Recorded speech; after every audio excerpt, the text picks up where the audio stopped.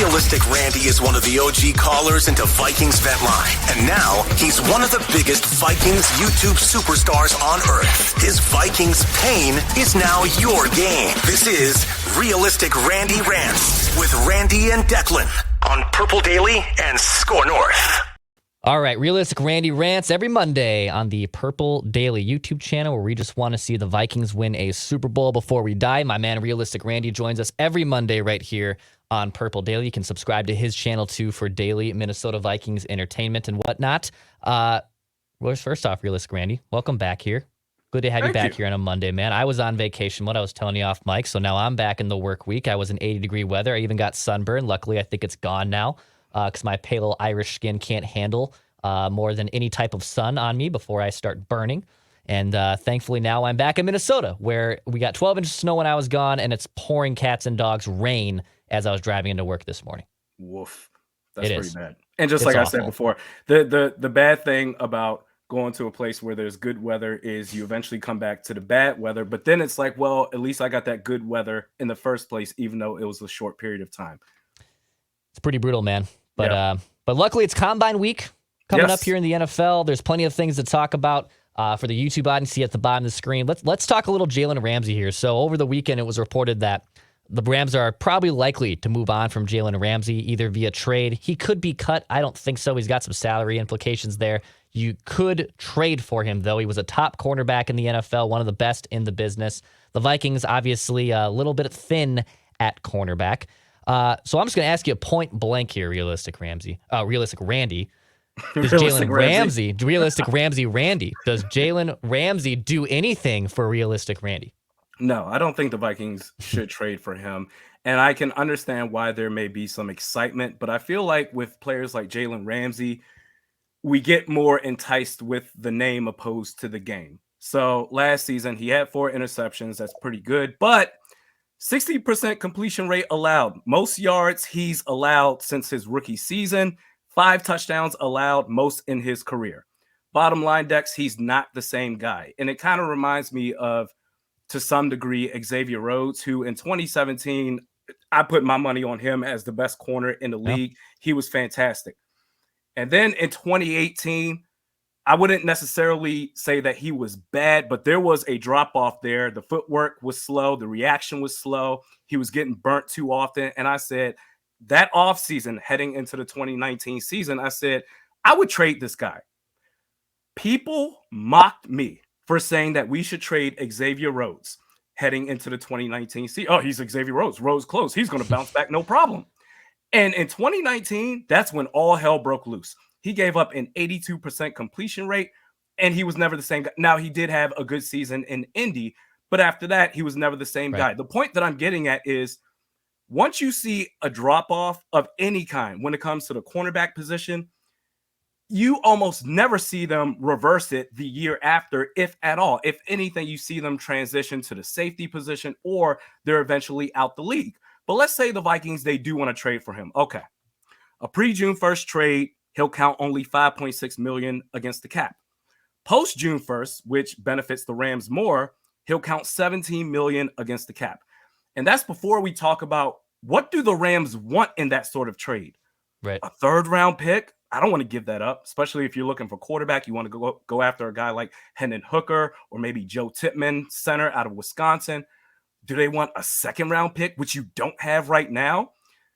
If the Vikings are going to go after a player, I think it makes more sense to go after a player that's more realistic to be a long-term contributor for the team. Furthermore, if the rumors are true, reportedly, he's going to want a new deal to whatever team he gets traded to.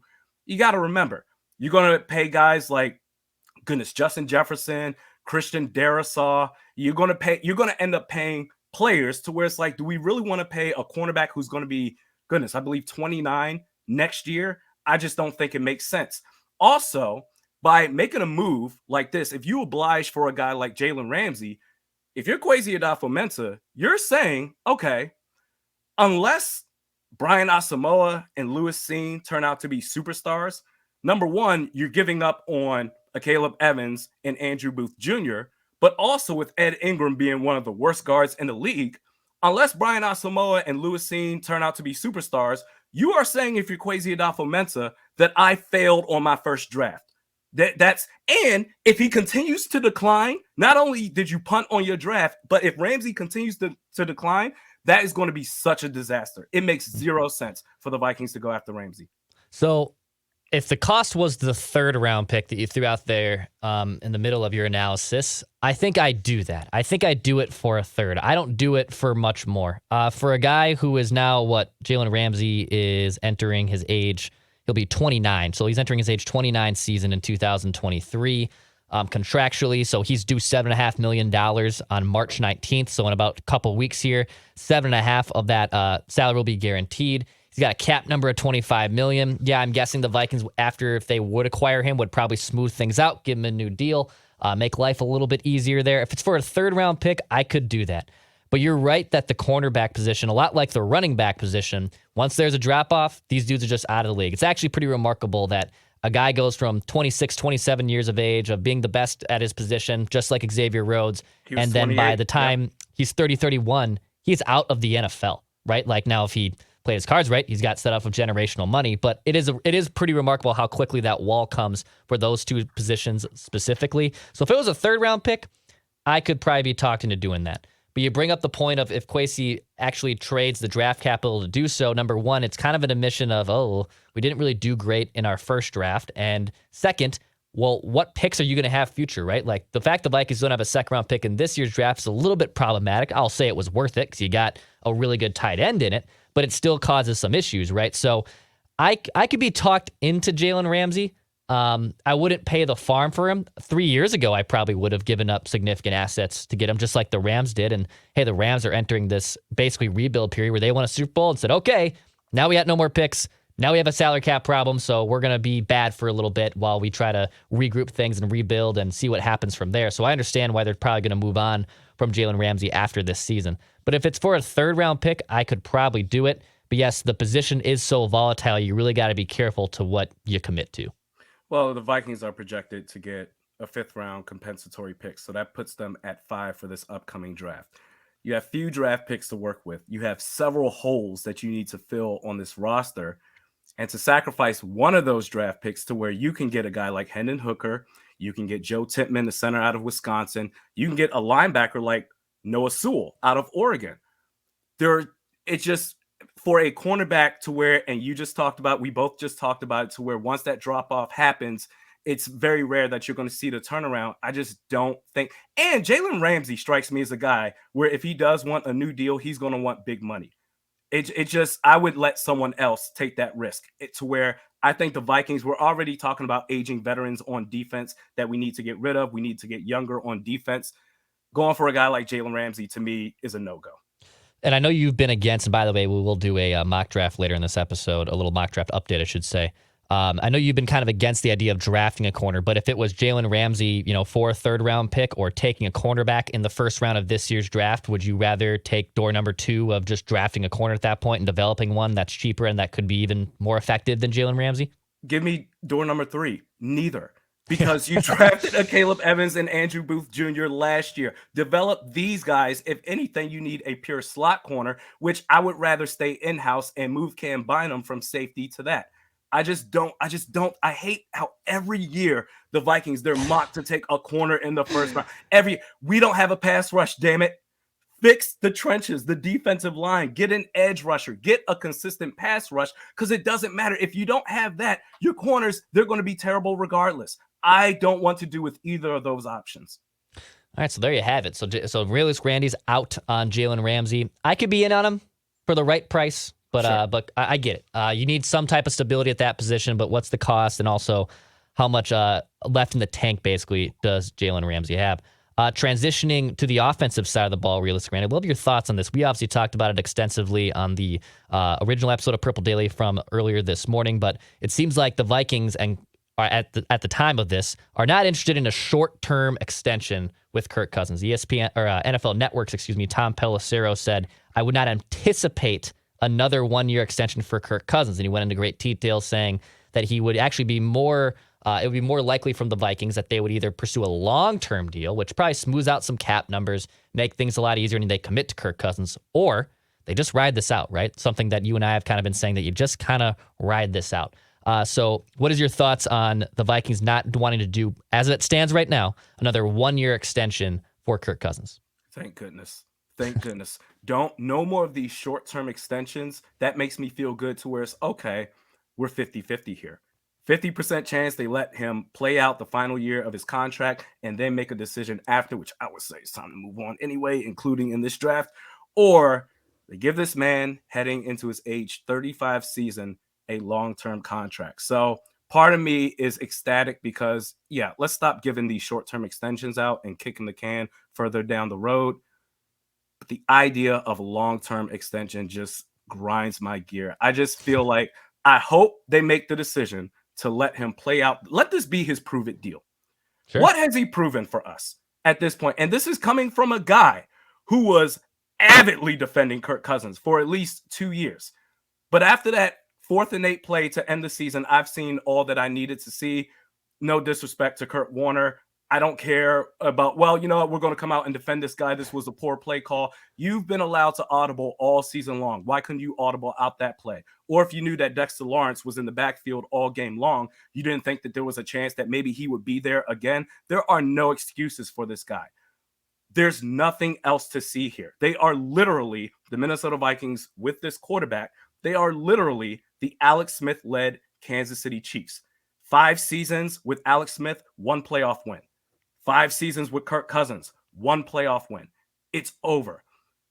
If they give this man a long-term extension, I don't know what I'm going to do with myself. So it's Combine Week 2, and obviously these talks kind of like start to pick up a little bit. Agents start to report, and I'm sure someone like Tom Pelissero, who's very plugged in and even used to work at this station once upon a time, very plugged into the Minnesota sports scene. I'm sure he's getting that from an educated source. So most likely that is, I'm speculating here, but guessing that's probably from Kirk's camp and Kirk's agency of, hey, as it stands now, we haven't heard anything on a 1-year option, which is what they did in 2020. It's what they did last year. It helped smooth out the cap. But right now, the Vikings are paying him $12.5 million to not be on the roster for next season, right? From a season from this one. So 2024, there's a $12.5 million dead money just to say we don't want him anymore. So either that $12.5 million is going to exist regardless, or that $12.5 million is going to be tacked on to a new contract. So they basically have already kind of made this bet of, all right, so we're preparing for life after Kirk Cousins. That's the 2024 void year of $12.5 million in dead money. That's just going to be, hey, we'll pay you not to be here. But I'm kind of with you that I think it's just best served here to ride this out. He's 35 years old. The interesting thing that I kind of have the conundrum with is, so the statistics of Kirk have always been great, right? Like everyone always looks at the statistics. They say, well, he's one of 4 quarterbacks to do this, one of 5 quarterbacks to do that. He has 100 passer rating year in, year out. Well, last year, if you're a statistics Kirk Cousins guy, his statistics weren't great last year, right? They dropped off. His passer rating dropped off. His interceptions came up a little bit, right? Statistically, things weren't as pristine as they had been in years past. However, perception changed a little bit, right? 8 fourth quarter comebacks. He had a clutch gene last year. So perception stock, that went up. Statistic stock, that went down. You're now 35 years old. And you can't just be the unicorns that are Tom Brady's playing into his 40s and Aaron Rodgers, who's now starting to come down a little bit, Drew Brees, right? Not everyone can play into their late 30s at a high elite level. Russell Wilson might be completely cooked and in the same type of camp here, right? Like, just because you're 35, just because those other quarterbacks before you did it at an elite level is not guaranteed that Kirk is going to do that at an elite level. So I get the Viking side of this of, number one, short term, I can't do this because we're already starting to kick this can down the road and we can't keep having this impasse year in and year out at the same type of dates. And also, we don't know if we should commit to you because you're now 35 years old and the Vikings don't have a lot of necessarily long-term results of success with him as the quarterback. The $12 million dead cap next year in 2024, eat it. Who cares? Who gives a damn? Move on, especially if you have a rookie quarterback. It doesn't matter. Furthermore, this guy has demonstrated, and rightfully so, I would do the same thing. He has demonstrated he just cares about his money. Maybe he cares about winning, whatever, but he wants to get top dollar for the position that he plays. He wants to get market value. I respect it. And as each year, as the market value for the quarterback goes up, Daniel Jones, oh my God. You know what's interesting? Reportedly, he wants $45 million a year. So it's interesting because Ed Donatel, not only screwed the Vikings defensively, especially in the playoffs, he has furthermore screwed the Vikings in possible contract negotiations with Kirk Cousins because of Daniel Jones. Daniel Jones with 15 passing touchdowns last year, 2022. The only reason we're even having this discussion as far as the media and should the Giants pay Daniel Jones is because of Ed Donatel. 2 games Daniel Jones played against the Vikings, he looked incredible. That's the only reason we're having this conversation. So with Kirk Cousins, you know he's going to want $40 million a year, 45, whatever Daniel Jones is getting paid, pay me more than that. And if you're also going to pay Justin Jefferson, which you should, and Christian Darrisaw, among others, at some point, you're going to have to make sacrifices. But I can see this team totally saying, you know what, we'll sign you to another 3-4 year deal worth $45 million a year. And I blame Ed Donatel for that. But I will say this, I will be a lot less annoyed if Kirk said, I will sacrifice for the team. I'll take $20-25 million in cap each year to help the team build the roster. But he doesn't appear to be that guy. He hasn't been for his entire career. Why would he start now? Yeah, that was kind of Mackey's point. You can go back to on Purple Daily for anyone wondering, just for a longer deep dive on this topic of that's where Phil's at. Where is he about legacy here? He's about football legacy. So he's done an amazing job at winning contracts, right? I think like $200 million in career earnings. So he's had a lot of money in the bank. Well, now you're 35. And back to the point that I was making of statistics starting to drop off. And how many more years left do you basically have here, dude? Do you care about making more money? Do you care about winning those contract negotiations? Or do you care about helping your chances of winning a Super Bowl by taking less money for the betterment of having a more complete roster around you where, yes, Kirk deserves probably one of the biggest chunks of slices for getting the Vikings to a 13-win team with a really bad defense, one of the worst defenses in the NFL. But going forward, do you want to keep continuing to make the same amount of money as you're kind of now maybe entering your last few years in the NFL just because you want that money? Or do you want to win a Super Bowl? What does your legacy kind of want to be? And I think that's honestly the most intriguing part that we'll probably find out here in the next month of whatever they end up doing with Kirk Cousins. Especially because he's a quarterback that needs everything around him to be as perfect as possible, you putting the Vikings in a position to where you're going to have the highest cap hit for the team each and every year, it's not going to help you at all. So as long as he has any self-awareness to say, okay, we need a defense, I need an offensive line, I'm tired of getting hit, then you're going to sacrifice for your legacy, for the sake of saying, you know what, I want to be known more than just a guy that can win on Sundays at noon. I want to win in prime time. I want to win in the playoffs. Otherwise, if you keep up this game of, well, you know what, give me the highest dollar possible, it's never going to happen. But congrats on all the money. Yeah, seriously. I mean, that's what I think people are going to remember him as, is a very highly paid, somewhat overrated, can't live up to the clutch quarterback, unfortunately. Like the Cousins family is going to be set up for life, but I think the perception of him is he's going to be a dude who cashed in, and good for him. Like I don't slight him for going find the right agent and trying to earn the most money as possible. Respect to him. I'll give any props to someone like that.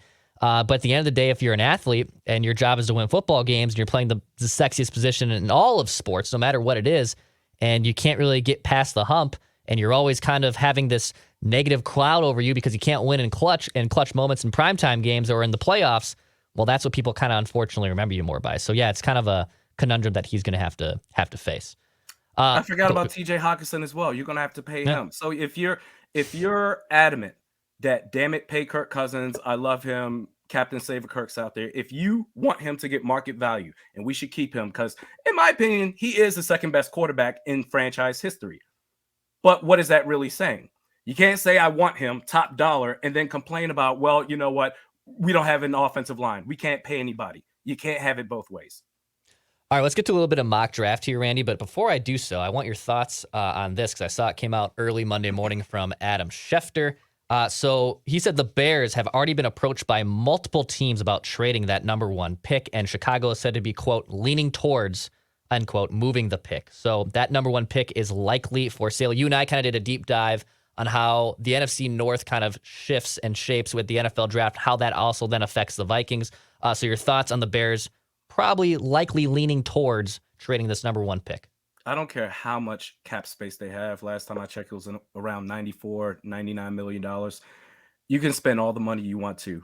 If Justin Fields is still your quarterback, because again, going back to what was it last week or the week before last when we talked about this, the one thing, yes, he had a strong finish to the 2022 season, but now we're saying, okay, he just needs to improve as a passer, playing the quarterback position. As long as he improves on that, no big deal. That's going to be super easy. Then the Bears are in good shape.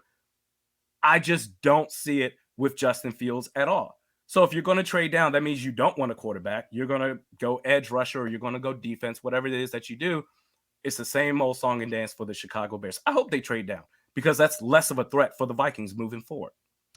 All right, so let's get to this mock here from CBS Sports, and this is also very juicy, so I'm going to make sure I give proper credit here to Chris, I think it's Trapasso of CBS Sports. This mock is loaded with trades involving quarterback position, of course, and before he does this mock, he makes the disclaimer that he has 4 quarterbacks shifting teams in free agency. So he has Derek Carr signing with the Saints in this scenario. Okay. He has Aaron Rodgers traded to the New York Jets in this scenario. I'll believe it when I see it, but okay. This one's very juicy. Lamar Jackson traded to the Commanders. Ooh. Eric Bieniemy I and can Lamar see that. Jackson. I can see that I happening. actually really like that. And then he has Jimmy G signing with the Raiders as their kind of stopgap option. So very reckless. I love it. And that Lamar Jackson, the Commanders, actually, that could be a lot of fun. I wouldn't. 45-minute drive from Baltimore. Yeah. Down the street. I wouldn't hate that at all. So with this mock and the Bears also trading out of that number 1 pick, the Colts are the first team off the board. And by the way, Randy, Anthony Richardson goes number 1 overall in this mock draft. I'm not going to get fired. Oh, who's the GM of the Colts? You know what? Let me find out. Go ahead and talk, Dex. Let me find out. You figure out that it's a quarterback rich draft. Bryce Young goes second to the Texans. It'd be very what is it? Is it Paul or what's the heck? Chris Ballard. Yeah. Chris Ballard for the Colts. My apologies. He's going to get fired. Yeah. Anthony Richardson, number 1. Okay. So they get their next quarterback. Bryce Young goes second to the Houston Texans. The Bears go down to 4. They take Will Anderson Jr., the best edge rusher in this draft from Alabama. So that's where they go.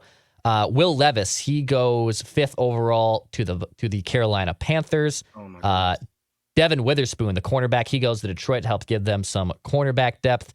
Quentin Johnson is the first wide receiver off the board at pick 7. He goes to the Raiders. The Giants move on from Daniel Jones. They take C.J. Stroud with the 8th overall pick. Very interesting there. Okay. Another wide receiver off the board, Jordan Addison, goes to the Texans at pick 12.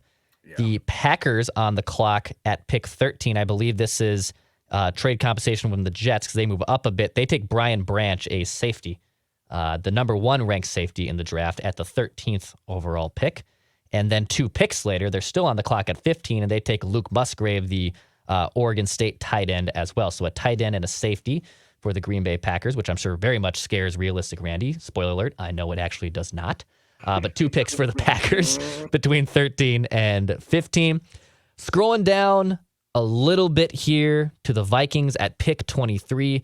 I believe we might have had this guy the last time we talked, or one of the times we talked. But the Minnesota Vikings with the 23rd overall pick take Jackson Smith Najigba out of Ohio State. So they go wide receiver. Okay. The write-up here, the Vikings dip into the wide receiver well to complement Justin Jefferson. Awesome value here for the Vikings, given that Smith Najigba's injury in 2022 pushes him down the board a little bit. He is the 26th prospect in this draft. He's the 3rd ranked wide receiver per CBS, respectively, on both those rankings. So Jackson Smith Najigba going to the Vikings at pick 23. Your thoughts, realistic Randy? It's funny. Last year, before the trade down in the draft, one of the 2 players that I was hoping the Vikings would take was Jameson Williams, wide receiver. Ironically enough, and that was before we discovered that Adam Thielen was basically cooked as a wide receiver too. It was also Jordan Davis. I was like, take one of those 2 players. Fast forward a year later, Jackson Smith and Jigba, that is great value at 23. He did most of his damage as a slot receiver. He would be your de facto wide receiver 2, no questions asked. I would love this pick. The only thing I would say is, like I talked about on my own YouTube channel, I can see the Vikings going receiver, staying at 23, especially if Njigba or Jalen Hyatt from Tennessee was available. But then what do you do for a second round pick? I'm not going to bitch and moan. I think you should trade down from 23. I'd like to see a mock draft show that the Vikings trading down and then seeing what they would go in that position. But Jackson Smith and Jigba, I'd be happy with that. Yeah, I could see that too. It'd be a good compliment to Justin Jefferson. They got some holes to fill on that roster. I wouldn't hate it. I wouldn't hate it either. I would still like to see them somehow get a second round pick. We'll see if they're able to do that. But that's the latest mock draft. There's a wide receiver for the Vikings at pick 23. Realistic Randy, before we wrap up here on this episode, it is Combine Week. What are you most excited for? Is there anything you're looking forward towards as the NFL Combine starts to pick up here a little bit? I'm excited for, and not against the players, but for the sake of the Vikings, I'm excited for players to get looked at in a negative light. Despite everything that you've seen on tape, I think the Combine is so stupid. How much do they bench press? Yeah. Christian McCaffrey, I remember his Combine. He had one of the lowest bench presses in that Combine among running backs. So much so that, goodness, Adam Schefter trolled him and did his own bench press on ESPN. I can bench just as much as Christian McCaffrey. He's one of the best running backs in the league. I think the Combine is so stupid. Watch the tape. It's all you need. I'm excited for players, for evaluators and scouts to say, well, you know what, this player, he's going to lose some draft stock because the 40 time or the bench press just didn't look great. Falling to the Vikings at whatever pick they have, whether it's at 23 or if they trade down. That's going to help us out. I think the Combine is a complete waste of time. Yeah, it is kind of funny that people just absolutely go crazy over bench presses and 40-yard dash times and shuffle times and all these just, I mean, I think the Wonderlic isn't like as prominent as it used to be, but yeah, just quizzes. Like it is kind of a funny, hilarious situation that we're all like watching this unfold for 3 days, and it's the silliest of competitions. It's just how fast can they run through cones and back? And oh my God, that's going to help them jump up the draft board even more. And that's what's even more ridiculous. Forget the fact of demoting players, despite what you've seen on film, them balling out. You can have some bums out there that didn't do anything worth a damn, but oh my God, they ran through the cone so fast. They're all of a sudden a first round pick. It's ridiculous. It's pretty hilarious. Yes. All right, man. That does it for us here on Realistic Randy Rants every Monday on the Purple Daily YouTube channel. Subscribe for daily Minnesota Vikings entertainment here on Purple Daily. Go subscribe to Realistic Randy's YouTube channel as well. We'll have thoughts on the Combine. Next week, we'll also have thoughts on maybe some free agents for the Vikings to go after in a couple weeks as well. So hit that subscribe button for daily Minnesota Vikings entertainment. We'll be back next week. Bye.